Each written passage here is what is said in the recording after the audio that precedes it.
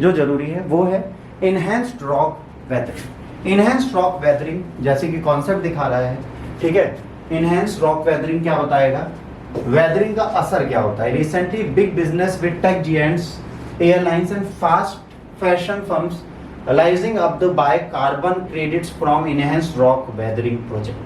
बहुत इंपॉर्टेंट चीज हो गई, इनहेंस रॉक वेदरिंग प्रोजेक्ट के थ्रू ये कार्बन क्रेडिट्स को खरीदेंगे। अब ये कैसे खरीदेंगे, इसको हिंदी में देखिए। इसका उद्देश्य कार्बन डाइऑक्साइड जो ग्रह को गर्म करने वाली ग्रीन हाउस गैस है कि प्राकृतिक संग्रहण और बंधारण में तेजी लाना, ये तथा अपक्षय नामक प्राकृतिक भूवैज्ञानिक प्रक्रियाओं को तीव्र करना है। अपक्षय कार्बनिक अम्ल द्वारा चट्टानों के टूटने की प्रक्रिया है जो तब बनता है जब हवा या मिट्टी में उपस्थित कार्बन डाइऑक्साइड पानी में घुल जाता है।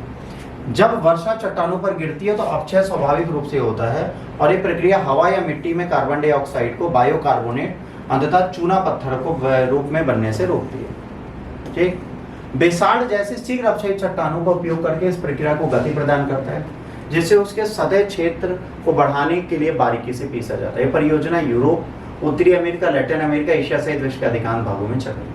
उन्नत चट्टान अपक्षय की प्रभावशालीता, इसकी तरह चट्टानों के प्रकार, आकार, जलवायु की नमी, गर्मी, मिट्टी के प्रकार, भूमि प्रबंधन के कारणों पर निर्भर करती है। जिसमें डाली गई चट्टान मिट्टी की क्षारीयता को बढ़ाती है, जिससे फसल की वृद्धि, मिट्टी के पोषक तत्व, मिट्टी के निर्माण को बढ़ावा मिल सकता है। नेचुरली हम क्या करेंगे, इनको बढ़ा। बेसाल्ट प्राकृतिक रूप से प्रचुर मात्रा में पाया जाता है तथा अक्सर उत्खनन में उपोत्पाद के रूप में भी उपलब्ध रहता है, जिसकी प्रक्रिया की लागत कम हो जाती है।